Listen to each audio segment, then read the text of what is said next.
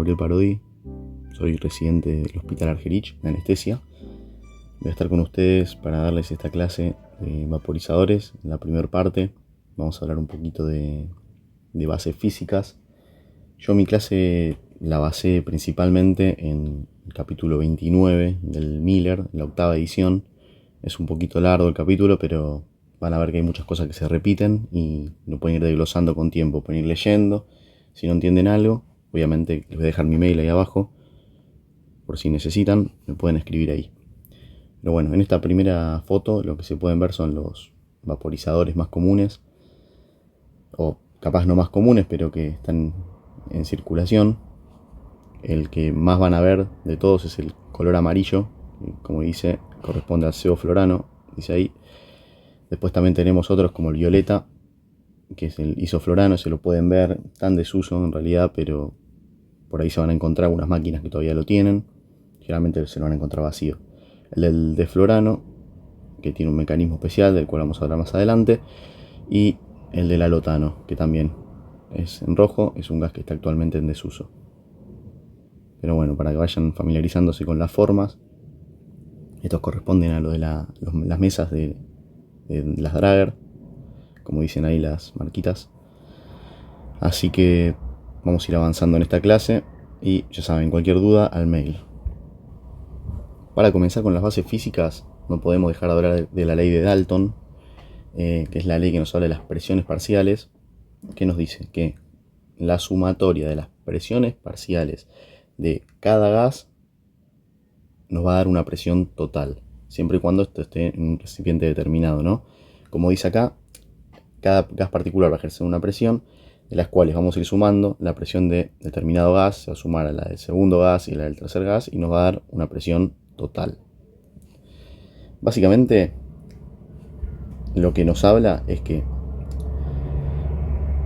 en la mezcla de gases, por ejemplo, miren la imagen que les dejé, el oxígeno va a ejercer 159 milímetros de mercurio. Después vamos a ver cómo se expresan las mediciones de las presiones, pero básicamente podemos expresarla en milímetros de mercurio o en volumen porcentual. Vamos a hablar un poquito más adelante. En lo que es el oxígeno, por ejemplo, tenemos 159 milímetros de mercurio, que si se lo sumamos a los 593 que está ejerciendo el nitrógeno en el segundo recipiente, nos va a dar la suma. Esta suma es así, tal cual, 159 milímetros de mercurio más 593 milímetros de mercurio del nitrógeno. Oxígeno más nitrógeno y nos va a dar la presión total. Es así de simple, siempre y cuando el recipiente sea un recipiente determinado que no varíe en su volumen y esté a una temperatura determinada. Para hablar de volúmenes porcentuales, que es lo que habíamos dicho antes, tenemos que entender que en un recipiente el volumen total de ese recipiente va a ser el 100% y el volumen que aporta la presión de cada gas va a tener un determinado porcentaje. ¿Cómo se calcula eso? Haciendo el volumen que ocupa ese gas, o que la presión, el volumen que ejerce la presión de ese gas, dividido el volumen total del gas. En esto tenemos que incluir, si el recipiente de encima tiene oxígeno o tiene aire ambiente, tenemos que incluirlo. El volumen del gas que queremos analizar lo tenemos que incluir dentro de esa ecuación. Entonces, un ejemplo simple que les va a ayudar a entender y aclarar las ideas. La presión total, miren este ejemplo. La presión total del aire ambiental, estamos hablando a nivel del mar, está determinado, o sea, la presión atmosférica está determinada por la presión de oxígeno, la presión de nitrógeno y la de otros gases, que es el 1%, es lo mínimo. Pero bueno, sabemos que la presión ambiental en una atmósfera, 760 milímetros de mercurio, va a estar compuesta por la sumatoria de la presión del oxígeno, que es 160 milímetros de mercurio, la presión del nitrógeno, que es 592 milímetros de mercurio, y la presión de otros gases, que es 8 milímetros de mercurio. Entonces, perfecto, me está diciendo, ahí no me está dando porcentajes. No, lo que tenemos que hacer es dividir cada una de estas presiones parciales, la tenemos que dividir por el volumen total del gas, que sería 760. Entonces, considerando 760 como el 100%, como dice acá abajo, lo que vamos a hacer es ir calculando según la ecuación esta que ya habíamos hablado antes, y vamos a ir sacando qué volumen ocupa el gas que queremos analizar. Por ejemplo, haciendo la cuenta, vamos a ver que el oxígeno ocupa el 21% del aire ambiental, el nitrógeno ocupa el 78% y los otros gases que ejercían una presión de 8 milímetros de mercurio van a ocupar el 1% del resto de los gases. ¿Me está hablando de cantidades? No, me está hablando de proporciones, de un volumen porcentual, un porcentaje del 100% del aire que está ocupado por cada uno de los gases que estamos analizando en este caso. Si quieren pueden comprobarlo haciendo la cuenta. Si tomemos el ejemplo del oxígeno, usamos la ecuación de volumen porcentual. Entonces, volumen de determinado gas dividido el volumen total. Si vamos a usar las presiones, usemos la presión de oxígeno, que es 160, como les estoy marcando ahí, dividido 760, que es el volumen total que estamos analizando. El resultado les va a dar, la división esa, les va a dar 0,21. Obviamente, como estamos expresando en porcentaje, eso lo tenemos que multiplicar por 100 y nos va a dar 21% de oxígeno. Así de simple es la cuenta.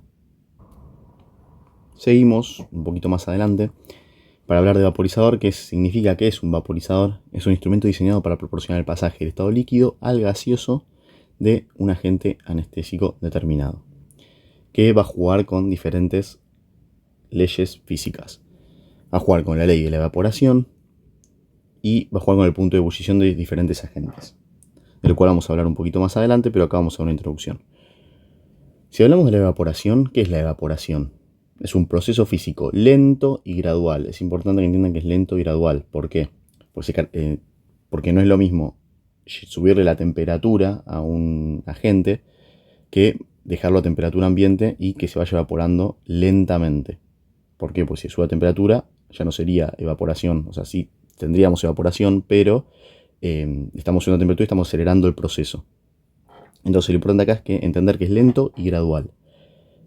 Está caracterizado por el paso de un estado líquido a uno gaseoso. Y se produce cuando la energía que se adquiere de ese líquido es suficiente como para vencer la tensión superficial. Entonces el intercambio de moléculas va a aumentar del pasaje del líquido al estado gaseoso. Ahora lo vamos a ir entendiendo a poquito. A diferencia de la ebullición, la evaporación se produce a cualquier temperatura, pero se acelera a medida que aumenta la misma, lo que estábamos hablando. ¿Por qué? Porque hay mayor movimiento de moléculas y estamos acelerando el proceso, aumentando la temperatura. Diferente es lo de, hablamos recién del punto de ebullición, que es la temperatura a la cual la presión de vapor se iguala con la presión atmosférica y el líquido empieza a hervir. No se preocupen, la presión de vapor vamos a hablar en la siguiente diapositiva, pero para que vaya introduciendo el concepto. El punto de ebullición, que más conocemos y usamos todos para cocinar, es el punto de ebullición del agua, que es a 100 grados Celsius. Cuando nosotros superamos los 100 grados Celsius, el agua va a pasar del estado líquido al estado gaseoso. Va a haber un aumento increíble del estado líquido al estado gaseoso. Muchas moléculas van a pasar de un estado al otro. Ahora, para los diferentes gases que usamos nosotros, por ejemplo, el isoflurano, que ya dijimos que está un poco descontinuado, pero el más común que se usa en quirófano y se usa en casi todos los lados, es el sevoflurano, que tiene un punto de ebullición de 58,6 grados Celsius. El desflurano, fíjense, le llama la atención, nada más para que tengan el datito. Fíjense los puntos de ebullición del isoflurano, que es de 48,5, y el sevoflurano, que es de 58,6. Miren el de desflurano, mucho menor. Para tenerlo en cuenta, después vamos a hablar de esto. Introducimos un nuevo concepto, que es la presión de vapor saturado, lo que veníamos hablando recién.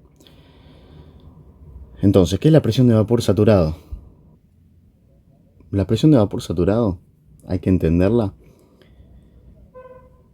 Vamos a hablar primero de la teoría y después vamos a pasar un poco a algo más didáctico. Entonces, hay que tener en cuenta que si lo hacemos en un ambiente cerrado, ponemos un líquido en un ambiente cerrado, ahí va a haber un número de moléculas que entran en estado gaseoso, del líquido al gaseoso, porque hablamos que eso es la evaporación, es algo que tiene todas las sustancias. líquidas. Entonces, el estado del pasaje del líquido al gaseoso va a equilibrarse en algún momento con las sustancias que pasan del gas y que vuelven del gaseoso al líquido. Entonces va a haber el mismo pasaje de líquido a gaseoso que de gaseoso a líquido. Este punto de equilibrio nos va a dar una presión, un vapor constante. O sea, tanto el líquido como el estado gaseoso. Moléculas en estado líquido como en estado gaseoso van a estar constantes, pues ya no va a haber un aumento de ninguno de los dos pasajes. Entonces, el vapor que se generó va a estar en equilibrio, dijimos, va a dar moléculas constantes. Ese mismo vapor en un recipiente cerrado va a empujar a las paredes del recipiente, va a generar una presión determinada. Y esta presión es la que se conoce como la presión de vapor saturado o simplemente presión de vapor. Llevémoslo un poco más didáctico. Tenemos un recipiente, ¿no? Entonces, si al recipiente le ponemos una determinada cantidad de líquido, lo expresamos de esta forma. Este líquido, en un primer momento, va a haber un aumento de un pasaje líquido al pasaje gaseoso. Esta parte es la del gaseoso, ¿no? ¿Estamos de acuerdo? ¿Se entiende? Va a llegar un punto, ¿qué pasa? Que las del gaseoso vuelven al líquido. Va a llegar un punto es que este pasaje se va a equilibrar, que significa que la misma cantidad de moléculas que pasan del estado líquido al estado gaseoso van a ser las que retornan del estado gaseoso al estado líquido. Y vamos a tener una cantidad constante de moléculas de aire, de gas en este caso, ¿no? Entonces, esta cantidad constante ejerce una presión determinada sobre las paredes de los recipientes, como cualquier gas que está contenido en un recipiente cerrado. Esta presión que ejerce este gas es la presión de vapor saturado, que también se la conoce como presión de vapor. ¿Se entendió? Bueno, continuamos entonces. Vimos un poquito, ahora lo ponemos en gráficos. Lo que podemos ver en este gráfico, que es muy bueno, este gráfico sacado del Miller, lo que se puede apreciar es que a medida que vamos aumentando la temperatura, la presión de vapor va a ser mayor en un recipiente cerrado. ¿Estamos de acuerdo, no? ¿Se entiende? Porque a medida que aumento la temperatura va a haber más pasaje del estado líquido al estado gaseoso. Y al haber más moléculas de estado gaseoso va a aumentar la presión, lógicamente, ¿no? Entonces, sigamos. Tenemos el ejemplo del agua. Miren cómo la curva, digamos, aumentando la temperatura, va a ejercer menor presión que los otros gases que por ahí tienen un punto de ebullición mucho más bajo. Como habíamos hablado, fíjense la curva del deflorano que está marcada en verde, que es la que tiene el menor punto de ebullición. Cuanto más va a aumentar la presión con un menor aumento de la temperatura. Es mucho más grande el aumento de la presión. En cambio el agua, miren cómo va subiendo paulatinamente.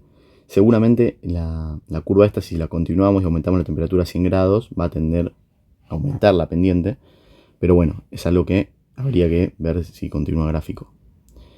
Y los diferentes gases, por ejemplo el sevoflorano, que por ahí es uno de los que tenían los puntos de ebullición más altos, ¿se acuerdan? Que era 58, si mal no recuerdo. Y pegado el isoflorano, ahí arriba. Bueno, empieza a tener un poco más de sentido todo, ¿no? Para tener en cuenta, la presión de vapor saturado, entonces dijimos, es única para cada agente anestésico. Quedó evidenciado en este gráfico, ¿no? Está relacionado con la capacidad que tiene el gas para evaporarse. Y tiene un valor único a una temperatura determinada, que también te lo muestra gráfico, ¿no? Por ejemplo, tomemos el caso del isoflorano. A 40 grados, el isoflorano va a tener un valor único, que cae entre 200 y 400 de presión de vapor, a una temperatura determinada, 40 grados en este caso. Siguiendo con los conceptos, vamos a hablar de la concentración alveolar mínima. Esta es una concentración expresada en valores porcentuales, importante eso, a la cual se impide la respuesta del paciente cuando le ejercemos un estímulo sobre el paciente. En este caso, generalmente, como ustedes van a estar en quirófano, es un estímulo quirúrgico. Entonces, vamos a inhibir en el 50% de los pacientes el movimiento, justamente, frente a un estímulo quirúrgico, cuando tenemos un valor de CAM de 1. Es importante no confundir este valor con el porcentaje al que yo abro el vaporizador. es diferente.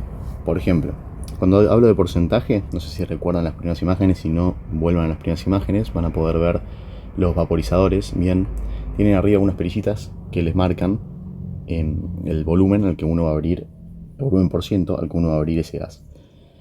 Si queremos un CAM de 1, para el sebo florano tenemos que abrir aproximadamente en 2% el vaporizador. Y eso nos va a inhibir en el 50% de los pacientes el movimiento frente a un estímulo doloroso. Si la CAM la aumentamos, o sea, si queremos aumentar esta brecha, digamos, por ejemplo, para el 95% de los pacientes, tenemos que tener más o menos una CAM de 1,3. Por lo tanto, vamos a tener que abrir el sebo más al 2%. Para otros usos, como por ejemplo para la amnesia de un paciente, con una CAM de 0,25 nos va a alcanzar. Y para la inconsciencia, con una CAM de 0,5 es suficiente. Otros datos a tener en cuenta. La CAM depende de la edad y de otras variables, pero principalmente de la edad. Muchas veces van a ver que se puede setear en la mesa, la verdad es que no se hace con frecuencia, pero debería hacerse. Y otra cosa importante, como dijimos, con el que les di el ejemplo del sebo, es particular para cada agente anestésico. ¿Qué significa? Que si yo abro el isoflorano al 2% no me va a dar una CAM de 1, porque en general nada más va a pasar eso con el sebo. En el caso del isoflorano, abriendo un porcentaje de volumen del gas de 1,2, más o menos vamos a tener una CAM. Por eso les digo, es variable de cada agente anestésico, va a tener su particularidad. Bueno, y llegamos a los últimos dos conceptos que nos interesan, que son el calor latente de la vaporización y el calor específico. ¿Qué es el calor latente de vaporización? Bueno, cuando una molécula produce el pasaje del líquido al gaseoso, o sea, se evapora, como ya tenemos adquirido el concepto. Cuando una molécula de líquido se evapora, necesitamos una energía determinada porque las moléculas de ese líquido están cohesionadas. Ahí está. Ahí salió. Cuando entonces esas moléculas de líquido están cohesionadas, necesitas aplicarle una energía determinada para que se separen y pasen de estado líquido al estado gaseoso. Eso es el calor latente de vaporización, básicamente, de la energía utilizada. Ahora, como definición, vamos a usar la siguiente, que es la cantidad de calorías necesarias para convertir 1 gramo de líquido en vapor sin alterar la temperatura. Importante, este último concepto de no alterar la temperatura. Se produce evaporación, hablamos, ¿no? Se produce a temperatura en la que esté en ese momento. Entonces, importante también tener en cuenta que es 1 gramo de líquido y no 1 mililitro de líquido. Importante. ¿De dónde viene esa energía? Del mismo líquido. Y se va a perder esa energía, lamentablemente, en forma de temperatura. Y cuantificable en forma de calorías también, ¿no? Y para pasar al último concepto, es el del calor específico. Les dejé la definición nada más, que es la cantidad de calorías necesarias para elevar la temperatura de 1 gramo de sustancia en 1 grado Celsius. Pero, bueno, cuando subimos la temperatura que estamos aplicando, le estamos aplicando una energía determinada. Esa energía determinada la aplicamos en calorías.